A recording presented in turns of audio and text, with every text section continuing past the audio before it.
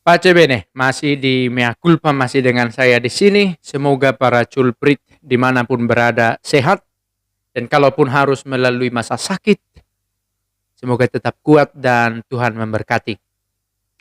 Para culprit, saya mau membuat video tentang TPE 2020 dan Traditiones Custodes Motu Proprio, tulisan terbaru dari Paus Franciscus yang keluar tanggal 16 Juli yang lalu di dipublikasi.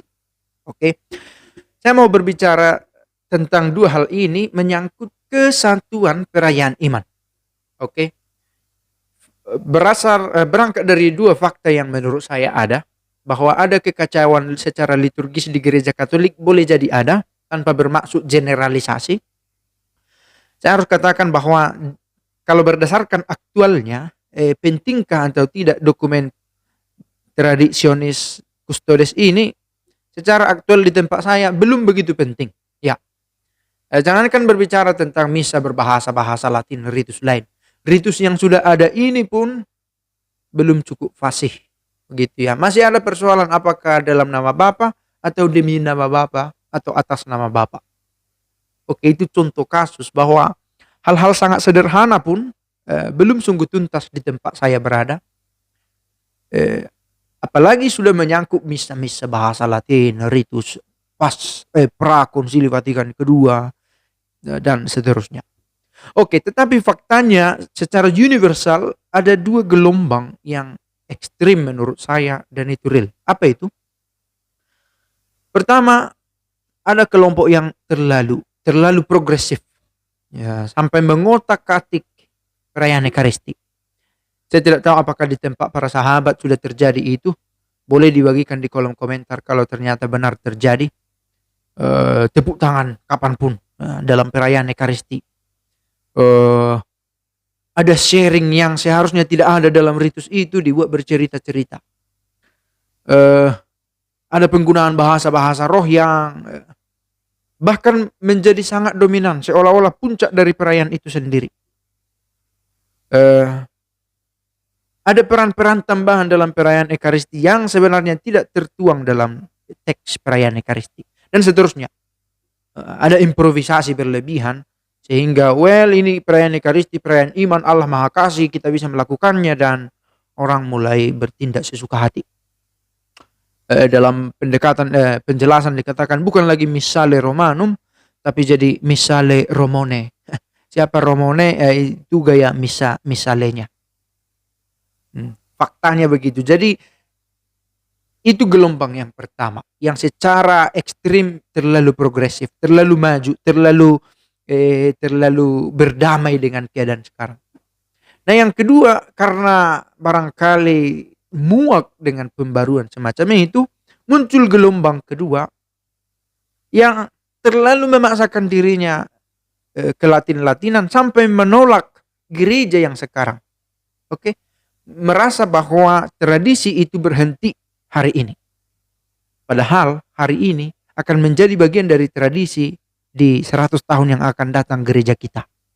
Tradisi tidak berhenti, terus berlanjut dan dirawat oleh magisterium, kuasa mengajar gereja. Nah, itu dua ekstrem. Yang pertama terlalu progresif, terlalu banyak mengotak-atik. Yang kedua terlalu ingin kembali jauh, malah terlalu jauh, sampai harus berbahasa Latin di semua hal, sehingga Ekaristi menjadi sangat jauh. Tapi karena sesekali menjadi sangat dirindukan, menjadi dirasa penting, sampai baiklah kita dirikan kemah di Missale Latin ini, sampai nanti orang menjadi bosan juga di sana. Tapi itu belum terjadi. Nah, TPE 2020 apa pesannya untuk unisitas dan universalitas dari perayaan iman? Di beberapa tempat sebenarnya saya pikir tidak begitu aktual pembaruan ini karena masih sangat disiplin merayakan iman. Oke. Namun di beberapa tempat barangkali bukan major, bukan paling banyak, tapi beberapa tempat sudah mulai ada eh, pengembangan dari perayaan Ekaristi sampai keliru, sampai lepas dari kebiasaan yang baik. Maka TPE 2020 hadir untuk membiasakan yang benar, bukan membenarkan yang biasa. Itu term permainan kata yang dipakai dalam introduksinya yang saya pikir bagus untuk diteruskan. Karena seringkali karena sudah biasa di tempat kita ini ada fragmen waktu homili, waktu Natalnya, maka kalau nggak ada itu nggak seru gitu. Nah, kita bukan soal berbicara biasa atau enggak, tapi itu apakah benar atau tidak. Hal-hal semacam itu yang mau dirapikan oleh TPE 2020 dan sedang kita upayakan untuk menjadi bagian dari perayaan iman kita. Sekalipun kehadiran TPE 2020 bukan tanpa argumen, bukan penolakan persisnya, tetapi argumen yang kritikal, disertai juga pemikiran-pemikiran kritis.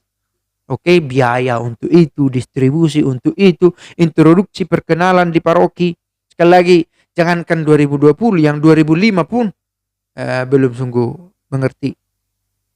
Karena begitu muda usia gereja atau di tempat kita, atau pemahaman umat yang terbatas dan imamnya. Nah, ada apa dengan tradisionis kustodes? Orang-orang yang suka memecah belah akan menjadikan dokumen ini untuk menjadi alat untuk menyerang tahta suci. Dan itu sudah terjadi. Padahal faktanya memberi ruang bukan meniadakan, tetapi mau mengatakan satu-satunya yang diterima secara sah adalah Missale Romanum yang muncul, buku liturgi yang diumumkan secara resmi oleh Paus Paulus ke-6 dan Yohanes Paulus kedua sesuai dengan dekrit Konsili Vatikan kedua adalah satu-satunya ekspresi lex orandi ritus Roma. Ritus Roma, ya. Ada ritus lain. Tetapi uskup diosesan, pimpinan partikular, ordinaris wilayah di satu diosesan bertanggung jawab mengatur perayaan liturgi di keuskupannya.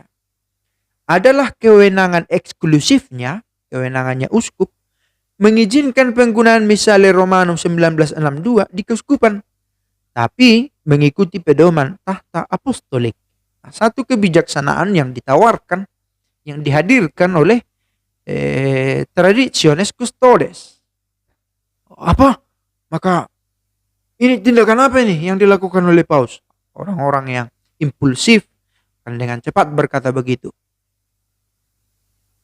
Uskup di keuskupan yang sampai sekarang ada satu atau lebih kelompok yang merayakan Missale sebelum reformasi tahun 1970 memastikan bahwa kelompok itu tidak mengesampingkan keabsahan dan legitimasi reformasi liturgi. Nah, ini yang menarik. Kalau ada satu kelompok atau beberapa kelompok di satu keuskupan terbiasa atau punya acara merayakan iman dengan ritus sebelum 1970, kalau ada, harus dijamin oleh uskup bahwa kelompok itu bukan mau membelot dari liturgi yang sah sekarang ini. Oke? Yang mengatakan, well, inilah liturgi yang paling pas. Oh, liturgi kalian itu penuh dengan sakrilegi. Sudah mulai kalian dan ada separatis secara spiritual. Dan itu tidak direkomendasikan. Malah harus dengan ketaatan.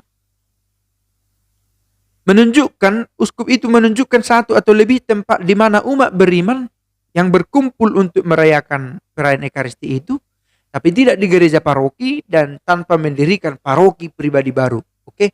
Bukan mendirikan.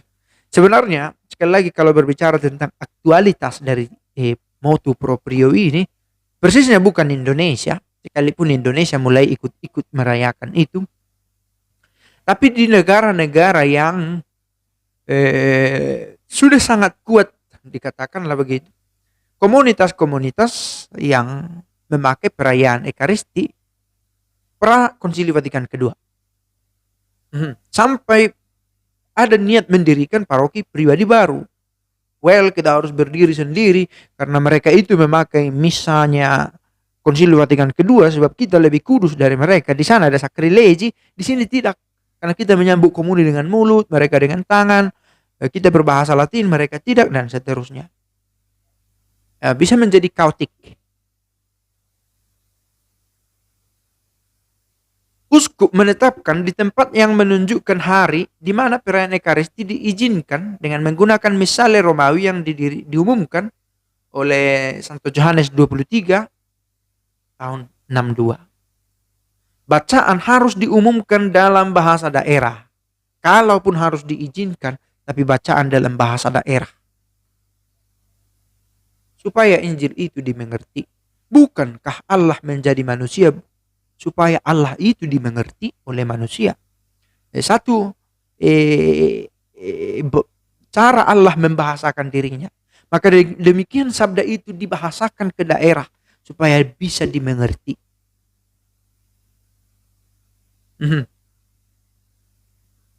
Dengan menggunakan terjemahan kitab suci. Terjemahan dalam kitab suci untuk penggunaan liturgi. Dan harus disetujui oleh masing-masing konferensi wali gereja.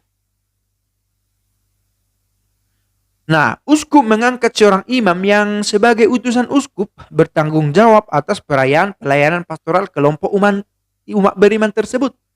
Nah, ini bahkan ditugasi imam yang khusus untuk ini. Sehingga tidak terjadi tindakan-tindakan sporadik. Kalau saya suka saya rayakan, kalau saya tidak suka tidak usah. Bukan soal suka atau tidak, tetapi ada penugasan dari uskup. Semakin didisiplinkan bukan hanya umat, juga imamnya.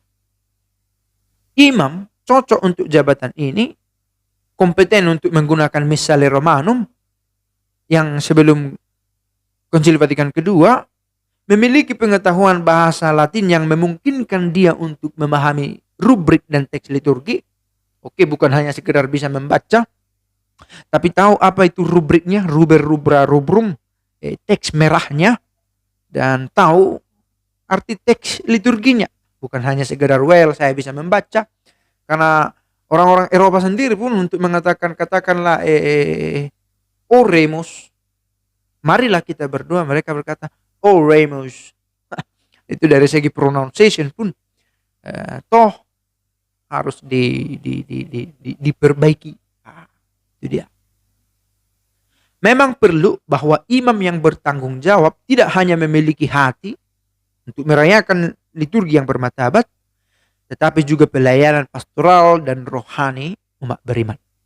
Oke, toh harus merayakan Ekaristi terutama adalah imam yang sah dengan materi dan forma yang sah, valid, dan tentu dengan kehadiran yang sungguh in persona Christi, boleh dikatakan istilah yang pernah dipakai, dan memiliki pelayanan pastoral.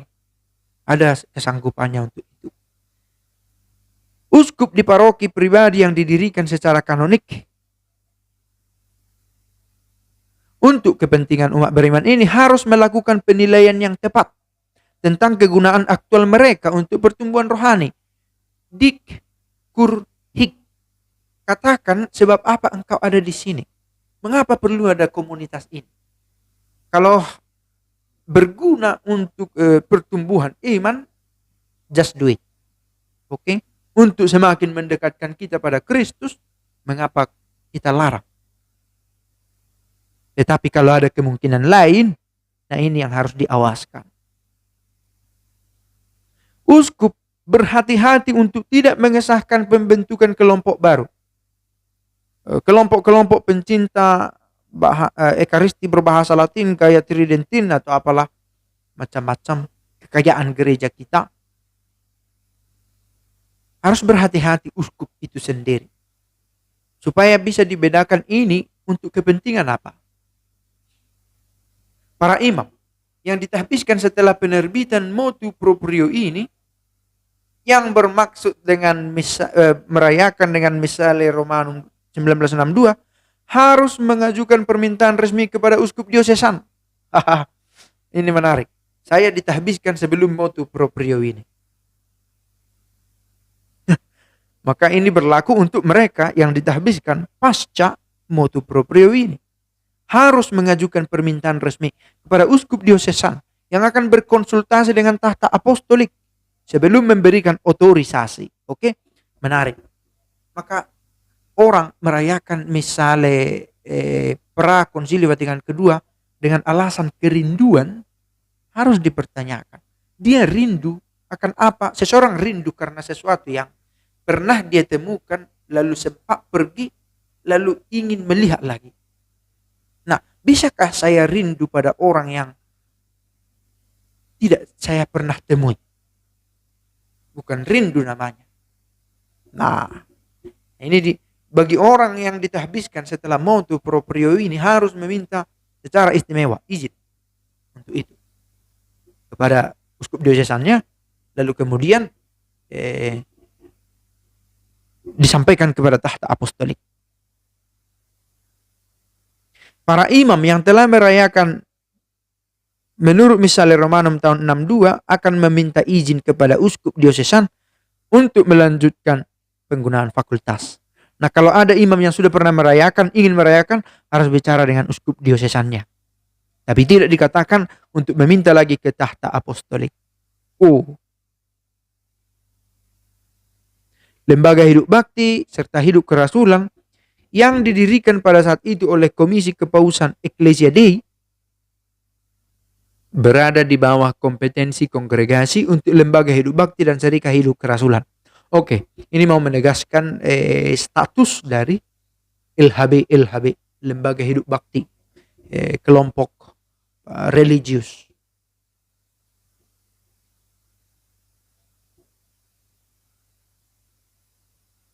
Norma, instruksi, konsesi, dan kebiasaan sebelumnya yang tidak sesuai dengan ketentuan motu proprio ini dicabut.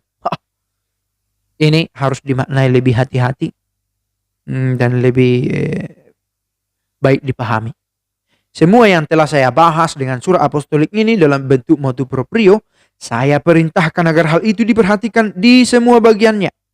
Meskipun ada yang bertentangan bahkan jika layak disebut secara khusus, saya menetapkan bahwa itu diumumkan melalui publikasi di surat kabar L'Osservatore Romano segera dimulai berlaku dan kemudian diterbitkan dalam komentar resmi tahta suci Acta Apostolicae Sedis.